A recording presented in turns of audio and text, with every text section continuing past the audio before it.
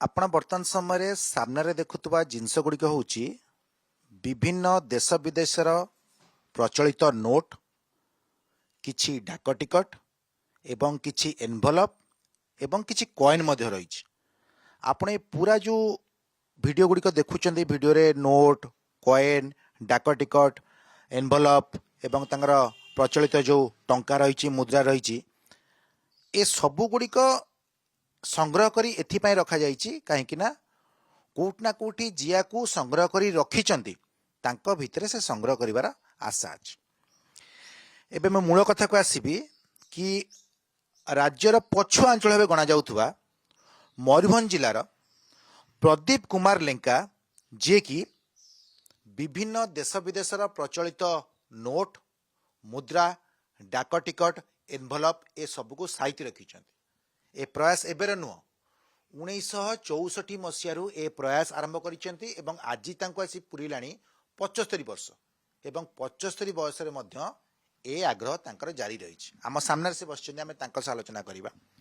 ମୁଁ ତ ପ୍ରଥମେ ଜାଣିବାକୁ ଚାହିଁବି, ଯେତେବେଳେ ମୁଁ ଏ ନୋଟ୍ ଦେଖିଲି, କଏନ୍ ଦେଖିଲି, ଏନଭଲପ ଦେଖିଲି, ମୁଁ ପ୍ରଥମେ ଜାଣିବାକୁ ଚାହୁଁଛି ଏଭଳି ଆଗ୍ରହ ଆପଣଙ୍କ ମନ ଭିତରେ କାହିଁ ଆସିଲା? ବହୁତ କିଛି ଆଗ୍ରହ ଅଛି, କିଏ ଫିଲ୍ମ ଦେଖିପାରେ, କିଏ ଯାତ୍ରା ଦେଖିପାରେ, ନାଟକ ଦେଖିପାରେ, ଅନ୍ୟାନ୍ୟ କିଛି କରିପାରେ, କିନ୍ତୁ ଏ ଆଗ୍ରହ କ'ଣ ପାଇଁ ଯେ ଅନ୍ୟ ଦେଶର କିଛି ଜିନିଷକୁ ମୁଁ ସଂଗ୍ରହ କରି ରଖିବି?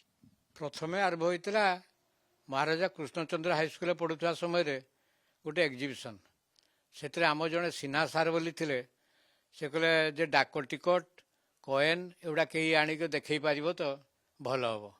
ମୋ ବାପାଙ୍କର ପାଖରେ ବହୁତ ଗୁଡ଼ିକ କଏନ୍ ଥିଲା।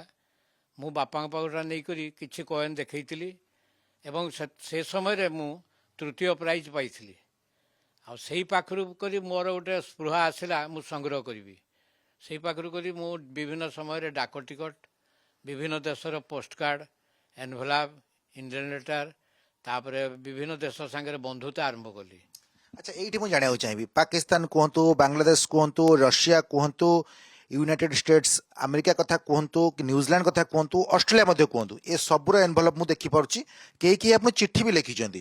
ମୋତେ ବଡ଼ ଆଶ୍ଚର୍ଯ୍ୟ ଲାଗୁଛି କି ଆପଣ ଓଡ଼ିଶାର ମୟୂରଭଞ୍ଜ ଜିଲ୍ଲାର ହୋଇ ସୁଦ୍ଧା, ମୟୂରଭଞ୍ଜ ଜିଲ୍ଲାର ବାସିନ୍ଦା ହୋଇ ସୁଦ୍ଧା ଅଷ୍ଟ୍ରେଲିଆ, ଜାପାନ, ନ୍ୟୁଜିଲାଣ୍ଡ ଭଳି ଦେଶର ଲୋକଙ୍କ ସହିତ କେମିତି ସମ୍ପର୍କ ଆପଣଙ୍କର ଗଢ଼ି ଉଠିଲା? କେମିତି ତାଙ୍କ ସହ ସମ୍ପର୍କ ବନ୍ଧୁତା କଲେ?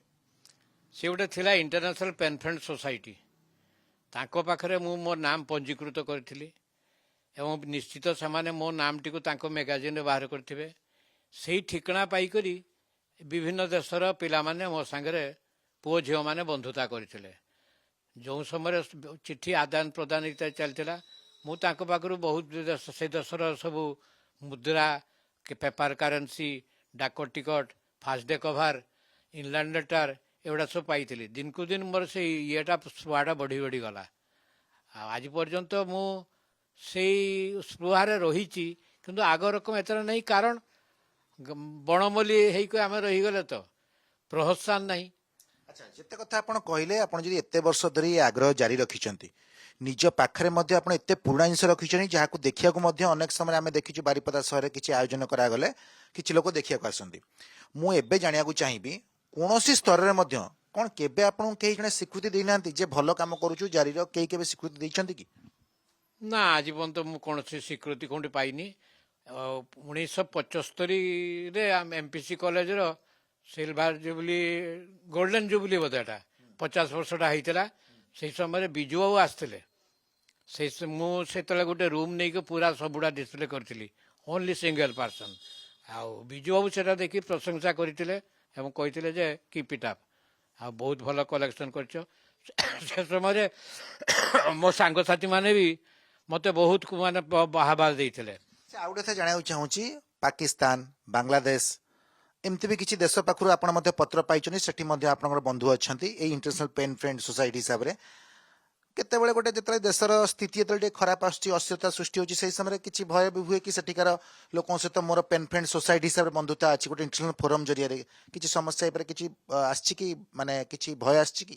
ନା, ଭୟ ଆସିନି, କିନ୍ତୁ ଯେହେତୁ ଭାରତୀୟ ଏବଂ ପାକିସ୍ତାନ, ବାଂଲାଦେଶର ଯେଉଁ ତାଙ୍କ ଚିନ୍ତାଧାରା ଆମ ପ୍ରତି ଅନୁସୟା ଭାବ, ତେଣୁକରି ଇଚ୍ଛାକୃତ ଭାବରେ ମୁଁ ସେମାନଙ୍କୁ ବନ୍ଧୁତା କାଟିଦେଇକି ଆଉ ଚିଠି ଦେବା ନେବା କଲିନି।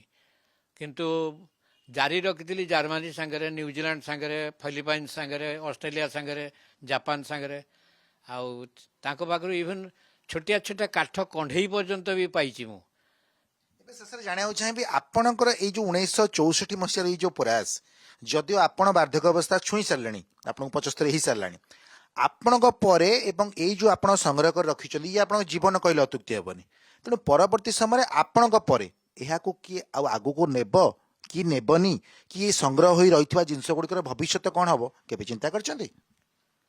ଭବିଷ୍ୟତ କଥା ତ ବହୁତ ଚିନ୍ତା କରିଛି, ଆଉ ଠିକ୍ ପାଇନି।